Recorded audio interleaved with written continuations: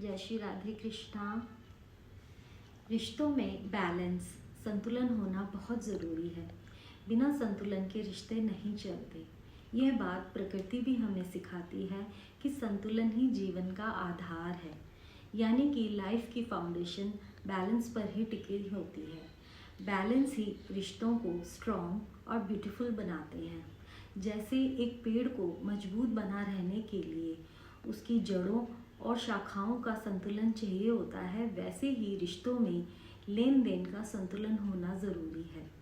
जैसे एक नदी को बहने के लिए किनारों का संतुलन चाहिए होता है, वैसे ही रिश्तों में भी एक दूसरे की सीमाओं का सम्मान करना ज़रूरी है।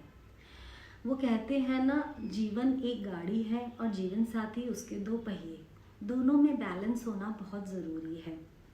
जैसे एक शरीर को स्वस्थ बनाने के लिए संतुलित भोजन की ज़रूरत होती है, ताकि एक भी न्यूट्रिएंट्स की कमी की वजह से उसमें डेफिशिएंसी ना आए, ऐसे ही रिश्तों में प्रेम, सम्मान और समझ, इन न्यूट्रिएंट्स की ज़रूरत होती है।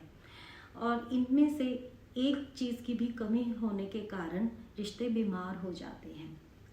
एक संतुलित रिश्ते ही एक दूसरे के साथ जीवन में आए उतार चढ़ाव को साथ में पार कर पाते हैं।